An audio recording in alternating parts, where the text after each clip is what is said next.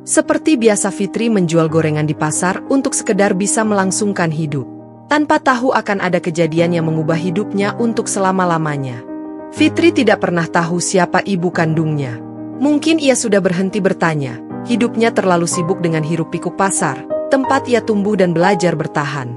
Jalanan berdebu dengan suara pedagang berseru.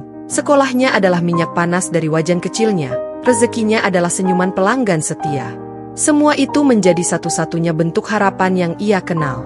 Fitri tidak punya banyak waktu untuk memikirkan hal-hal yang tidak ia pahami, seperti dari mana asalnya atau mengapa ia sering bermimpi tentang tangan hangat yang pernah menggenggamnya saat bayi, sesuatu yang bahkan tidak ia ingat pernah terjadi. Semua itu hanya bayang-bayang di tepi pikirannya, tapi tidak pernah jelas. Baginya, hidup adalah tentang melangkah maju, tidak peduli seberapa berat langkah itu. Pasar tradisional seperti biasa sudah penuh sesak sejak pagi buta. Para pedagang berteriak menawarkan dagangan mereka. Ikan segar baru tangkap dari laut, seru seorang nelayan tua. Sementara di seberang, seorang ibu dengan kain lusuh menjajakan sayuran hijau yang masih basah oleh embun. Bau amis ikan bercampur dengan aroma manis dari toko roti kecil di ujung jalan, menyatu dalam udara yang hangat dan lembab. Di tengah keramaian itu, Fitri dengan cekatan menyelinap di antara kerumunan, membawa bakul penuh gorengan di tangannya.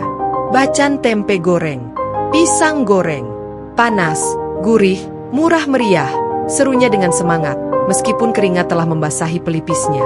Hari itu terasa lebih berat dari biasanya. Langit mendung menggantung rendah, seakan-akan hujan akan segera turun. Hujan bisa turun kapan saja, tetapi Fitri tidak punya waktu untuk peduli. Hasil penjualannya hari ini akan digunakan untuk membeli obat bagi ayah angkatnya yang sedang sakit. Ia tahu uang mereka sudah sangat menipis.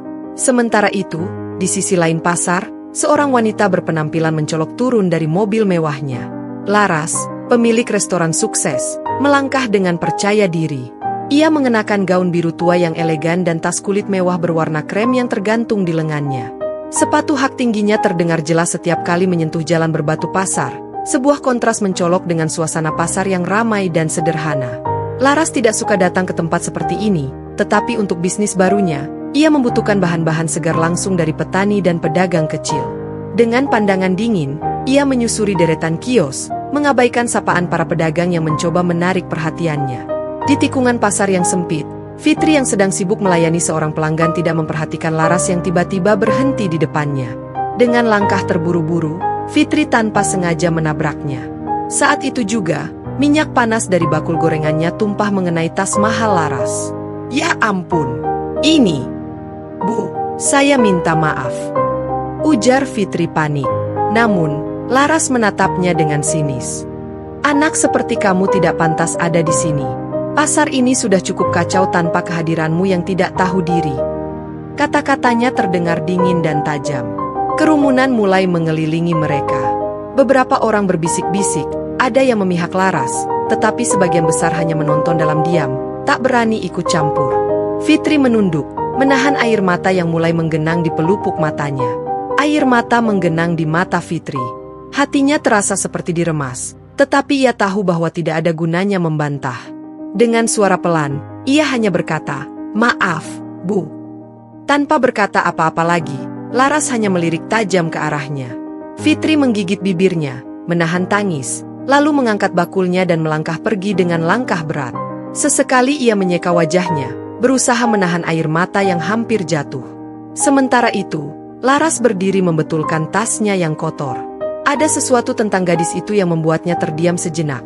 Cara dia memandang sekeliling, tatapannya yang tidak asing. Laras menghela napas dan mencoba mengabaikannya. Namun, sebelum Fitri menghilang dari pandangan, matanya sempat menangkap sesuatu. Sebuah tanda lahir kecil di lengan kanan gadis itu. Laras terpaku. Tanda itu, ia mengenalnya. Itu adalah tanda yang hanya dimiliki oleh satu orang.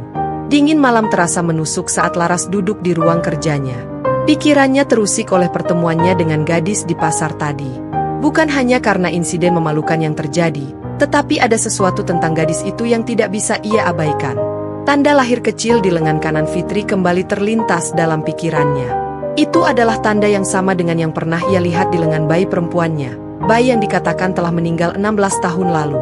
Laras menggeleng, mencoba mengusir pikiran itu. Namun, semakin ia mencoba melupakan, bayangan masa lalunya justru semakin jelas menghantuinya. Tahun-tahun yang telah berlalu terasa kembali hadir dengan begitu nyata.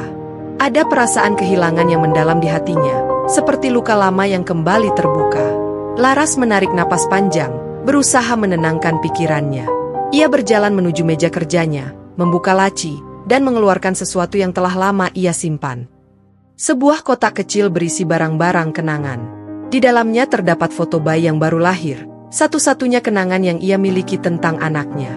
Dalam foto itu, terlihat jelas tanda lahir kecil di lengan kanan bayi tersebut. Mungkinkah? Gumam Laras pelan, namun ia tidak berani melanjutkan pikirannya. Dorongan untuk mencari tahu semakin kuat. Laras memutuskan untuk membuka kembali arsip rumah sakit itu, berharap bisa menemukan petunjuk. Laras mulai menggali informasi tentang rumah sakit tempat ia melahirkan, membuka kembali luka lama. Penemuan tentang mantan perawat yang ada di rumah sakit itu memberinya secercah harapan bahwa ia bisa mengetahui kebenaran. Beberapa hari setelah insiden di pasar, Fitri kembali berjualan dengan langkah yang berat. Pagi itu, hujan gerimis turun, membuat jalanan pasar licin dan becek, sementara udara dingin menggigit kulitnya. Namun, Fitri tidak punya pilihan. Hari-hari tanpa berjualan berarti perut yang kosong di rumah. Ia melirik bakul gorengannya yang setengah penuh, berharap dagangannya habis sebelum hujan turun lebih deras. Langkahnya membawa Fitri ke sudut pasar yang lebih sepi, jauh dari keramaian pedagang yang biasa ia datangi. Tapi, bahkan di tempat itu, perasaan cemas tetap menghantuinya. Ia tidak ingin bertemu lagi dengan wanita mewah yang menghinanya beberapa hari lalu. Kata-kata kasar itu masih membekas. Fitri berusaha mengusirnya, namun nasib berkata lain. Ketika ia berhenti untuk melayani seorang pembeli, Fitri mendengar suara langkah sepatu yang mendekat. Langkah kaki Laras terasa berat saat ia berjalan jauh.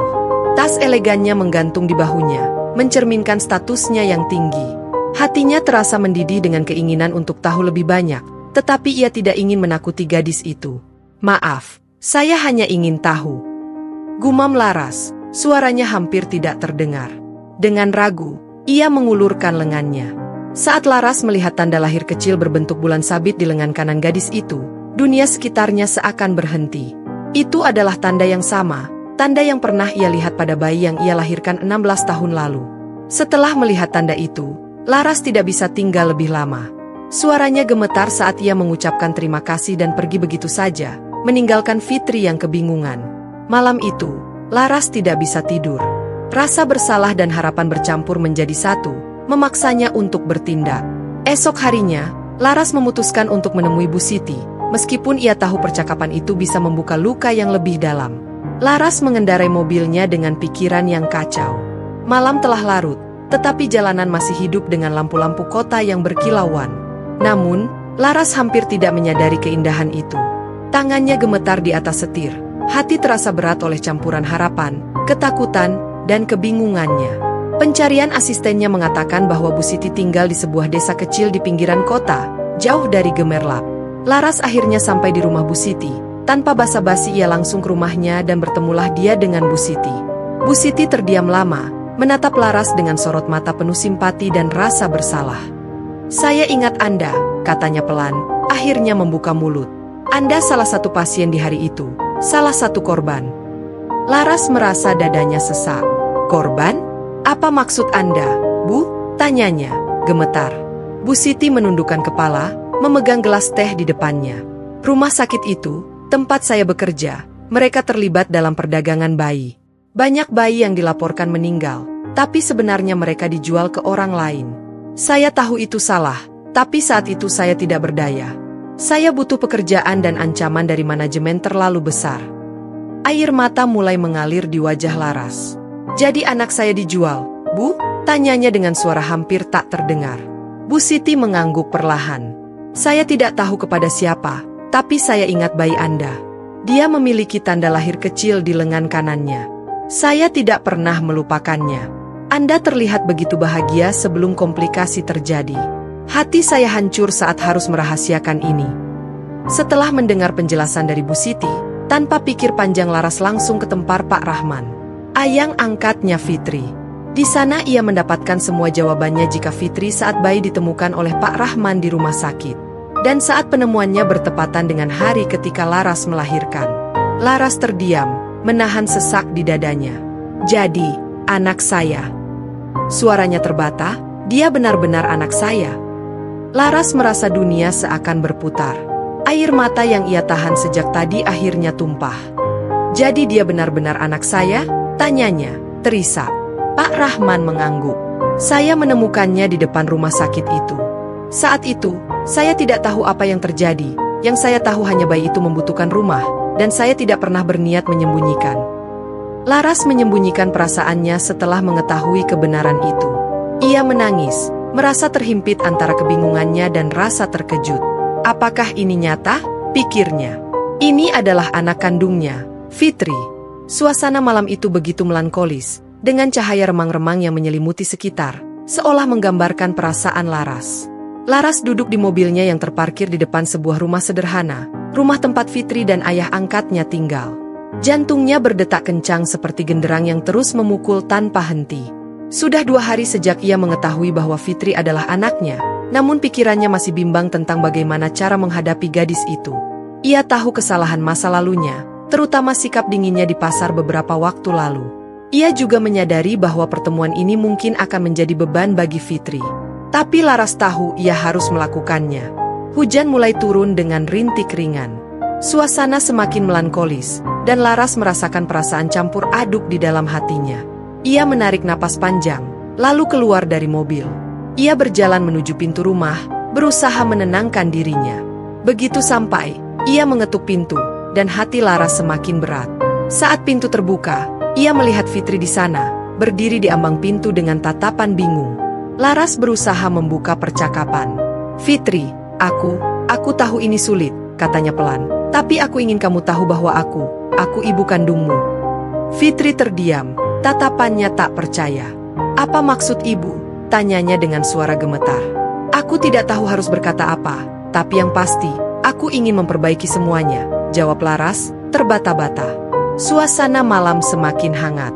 Burung-burung berkicau di dahan pohon mangga di halaman depan, sementara aroma tanah yang masih basah setelah hujan semalam memenuhi udara.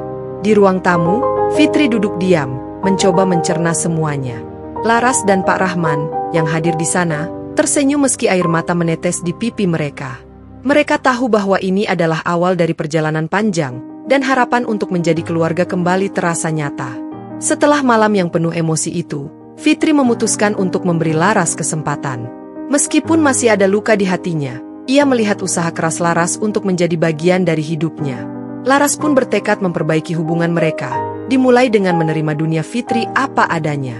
Hari itu, Laras memutuskan untuk mencoba membantu Fitri berjualan bersama di pasar. Laras, yang biasanya berpenampilan mewah, kini mengenakan pakaian sederhana agar tidak menarik perhatian. Meskipun terlihat sedikit canggung, ia merasa puas bisa membantu Fitri dan Pak Rahman di pasar. Suasana hiruk-pikuk kembali terasa.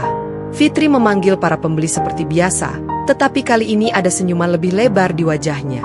Laras, yang berdiri di belakang Fitri, melihat bagaimana putrinya bekerja keras, dan perasaan bangga perlahan tumbuh dalam hatinya. Beberapa pembeli mengenali Laras sebagai wanita kaya yang pernah memarahi Fitri. Mereka berbisik-bisik, tetapi Laras tidak peduli. Ia tahu bahwa tindakannya di masa lalu salah, dan inilah caranya untuk menebus kesalahannya. Setelah hari yang panjang di pasar, mereka pulang dengan membawa hasil penjualan yang cukup baik.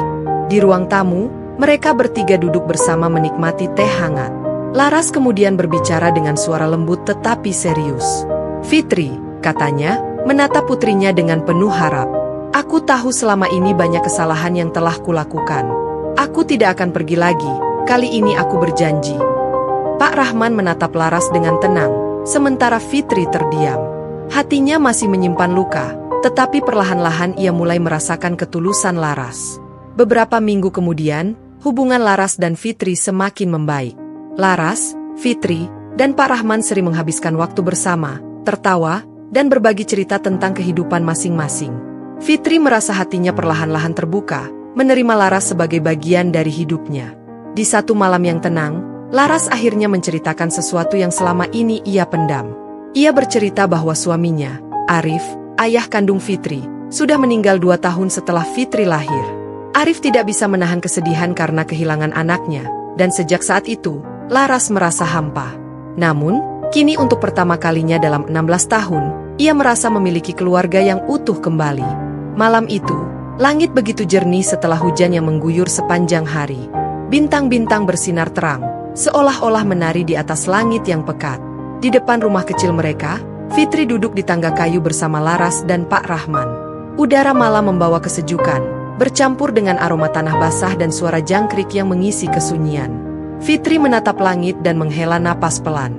Untuk pertama kalinya, ia merasa tenang. Fitri memeluk lututnya, menatap langit yang penuh bintang. Ia terdiam, memikirkan perjalanan hidupnya. Tidak pernah terbayangkan bahwa seorang wanita asing yang pernah menghinanya di pasar kini menjadi ibu kandung yang selama ini ia anggap tidak ada.